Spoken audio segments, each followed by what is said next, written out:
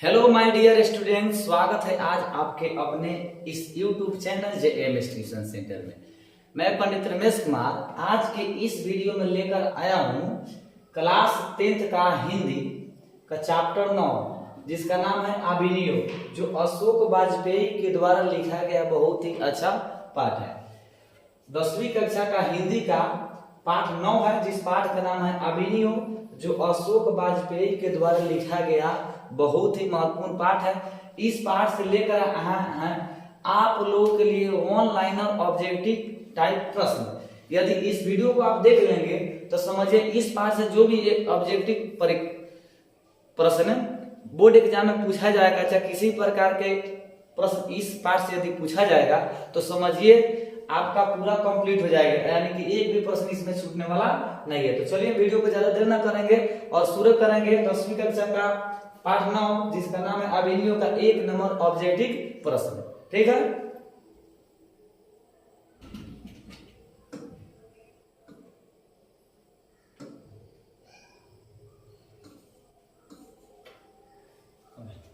चलिए ये है 1 नंबर प्रश्न। प्रश्न क्या है? ललित रचना अभिनयो के रचनाकार कौन है? अगला 1 नंबर प्रश्न है कि ललित रचना अभिनयो के रचनाकार कौन है? तो वह है अशोक वाजपेयी। ठीक है, 1 नंबर प्रश्न का क्या उत्तर हो जाएगा? अशोक वाजपेयी।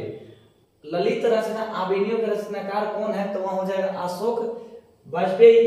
आपसे क्या करेगा? इस तरह का प्रश्न देगा, 4 को ऑप्शन दे देगा। जैसे में देगा अशोक वाजपेयी, हजारी प्रसाद द्विवेदी, उसके बाद मैक्स मुलर और उसके बाद चौथा आपका ऑप्शन दे देगा महात्मा गांधी। तो आपसे जो सही होगा क्या करना, उसी को आपको रंगना है। ठीक है, आपसे जो सही समझ में आएगा उसी को आपको रंगना है, याद कर लेना। यदि याद रहेगा तो सही आप रहेंगे। इसलिए ललित रचना अभिनयो के रचनाकार कौन? तो हो जाएगा अशोक वाजपेयी। दूसरा प्रश्न है कि अशोक वाजपेयी के जन्म कब हुआ था? तो हुआ था 16 जनवरी 1941। अशोक वाजपेयी के जन्म कब हुआ था? तो अशोक वाजपेयी के जन्म 16 जनवरी 1941 ईस्वी को हुआ था। ठीक है, चलिए तीसरा प्रश्न है अशोक वाजपेयी का जन्म कहाँ हुआ था? तीसरा प्रश्न है अशोक वाजपेयी का जन्म कहाँ हुआ था? इसे ऑप्शन छूट गया है, क्या हो जाएगा? छत्तीसगढ़। ठीक, प्रश्न क्या था? तो प्रश्न था अशोक वाजपेयी का जन्म कहाँ हुआ था? तो अशोक वाजपेयी का जो जन्म किस राज्य में हुआ था? तो छत्तीसगढ़ में हुआ था। 4वां प्रश्न है महात्मा गांधी अंतरराष्ट्रीय हिंदी विश्वविद्यालय के प्रथम कुलपति कौन थे? प्रश्न क्या है कि महात्मा गांधी अंतरराष्ट्रीय हिंदी विश्वविद्यालय के प्रथम कुलपति कौन थे? तो वो अशोक वाजपेयी थे। कौन थे? अशोक वाजपेयी थे। ठीक है, 5वां प्रश्न है फ्रांस का प्रमुख कला केंद्र कौन सा स्थान रहा है? प्रश्न क्या है कि फ्रांस का प्रमुख कला केंद्र कौन सा स्थान रहा है? तो वह स्थान का नाम है अभिनयो। कौन सा स्थान रहा है फ्रांस का प्रमुख कला केंद्र के लिए? तो वह अभिनयो। 6वां प्रश्न है अभिनयो किस देश में? अगला आपका प्रश्न 6 नंबर का रहा है कि अभिनयो किस देश में है? तो अभिनयो जो है वह फ्रांस देश में। कौन सा देश में? तो फ्रांस देश में। ठीक है, चलिए इसके बाद हम अगला प्रश्न देखते हैं।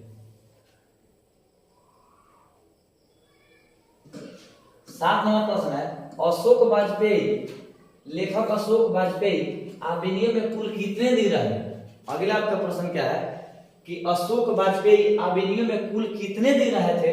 तो वह 19 दिन। कितना दिन? 19 दिन। ठीक है, चलिए 19 दिन। 8वां प्रश्न है लेखक अभिनयो क्या साथ लेकर गए थे? लेखक अशोक वाजपेयी जब अभिनयो गए थे तो उस समय क्या क्या अपने साथ लेकर गए थे?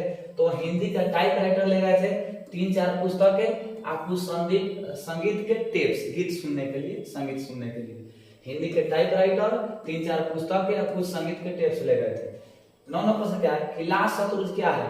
प्रश्न आपसे पूछेगा कि लास्ट शत्रुज क्या है, तो आपको बता देना ऑप्शन में रहेगा ईसाई मत। क्या हो जाएगा? ईसाई मत। 10वां प्रश्न है लास्ट शत्रुज का धार्मिक उपयोग कब से कब तक होता रहा?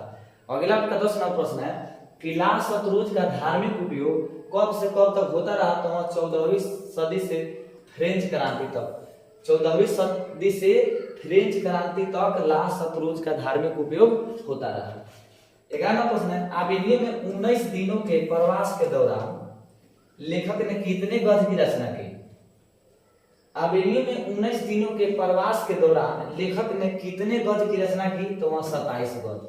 ठीक है, कितना गद्य लिखे? 27 गद्य। ठीक है, 12वां प्रश्न है, लेखक अबेनियो किस सिलसिले में गए थे? लेखक अबेनियो किस सिलसिले में गए थे, यानी कि किस काम के उद्देश्य में गए थे? तो वह रंग समारोह में भाग लेने के लिए गए थे। कहाँ गए थे? रंग समारोह में भाग लेने के लिए। ठीक है, 13वां प्रश्न है, द मादा मुझे मादा मुझे द अबेनियो किसकी कृति है? मादा मुझे द अबेनियो किसकी कृति है? तो वह पिकासो की कृति है। किसकी कृति है? तो वह पिकासो की।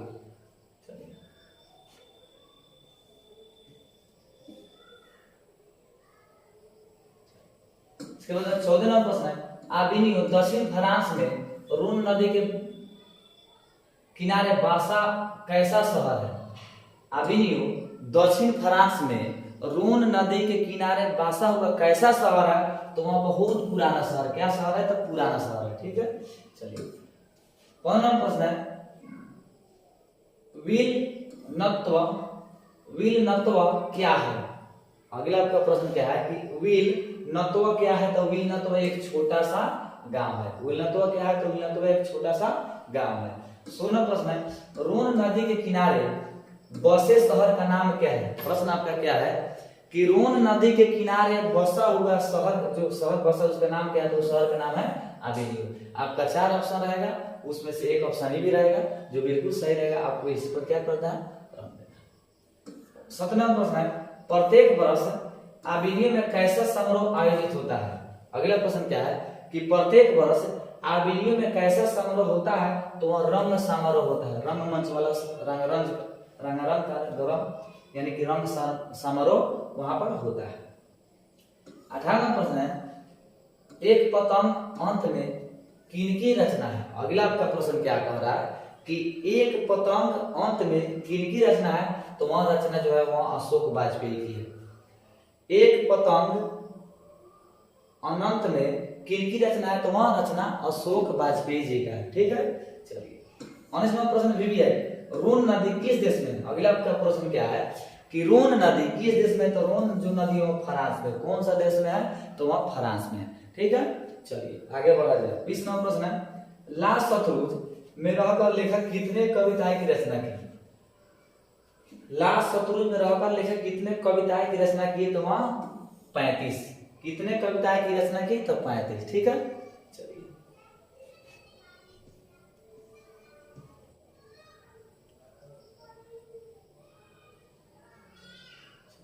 इसके बाद आपका 21वां प्रश्न है, ला शत्रुज प्रवास में लेखक कितने गद्य रचनाएं की? 27। रिपीट प्रश्न है, ला शत्रुज प्रवास में लेखक कितने गद्य की रचनाएं की? तो वहां 27। ठीक है, चलिए 22वां प्रश्न है, अबेनियो क्या है? अबेनियो क्या है? यानी कहानी है कि निबंध है कि ललित रचना क्या है? तो वहां ललित रचना है। अबेनियो क्या है? तो अबेनियो जो है वहां ललित रचना है। 23वां प्रश्न है, पीटर ब्रूक का विवादास्पद महाभारत, पीटर ब्रूक का विवादास्पद महाभारत पहले कहां प्रस्तुत किया जाने वाला था? जो विवादास्पद जो पीटर ब्रूक का विवादास्पद जो महाभारत था वो सबसे पहले कहां प्रस्तुत किया जाने वाला था? तो वह अबेनियो में। कहां प्रस्तुत किया जाने वाला था? अबेनियो में। 24वां प्रश्न है, ला शत्रुज को किसने बनवाया था? प्रश्न आपका क्या कर रहा है कि ला शत्रुज को किसने बनवाया था? तो ला शत्रुज को फ्रेंच शासकों ने बनवाया था। कौन बनाया था? फ्रेंच शासकों ने। 25वां प्रश्न है, कौन कार्थुसियन संप्रदाय का एक ईसाई मठ है? प्रश्न क्या कर अगला कि कौन कार्थुसियन संप्रदाय का ईसाई मठ है? तो वह है ला शत्रुज। कौन है? ला शत्रुज। 26वां प्रश्न है, जारशाही कहाँ थी? प्रश्न क्या है कि जारशाही कहाँ थी? तो जारशाही जो थी वह रूस में थी। कहाँ थी? रूस में। 27वां प्रश्न है, अबेनियो किस नदी पर स्थित है? यानी कि किस नदी के किनारे स्थित है? तो वह रोन नदी के किनारे स्थित है। अबेनियो किस नदी पर स्थित है? अबेनियो रोन नदी पर स्थित है, उसके किनारे।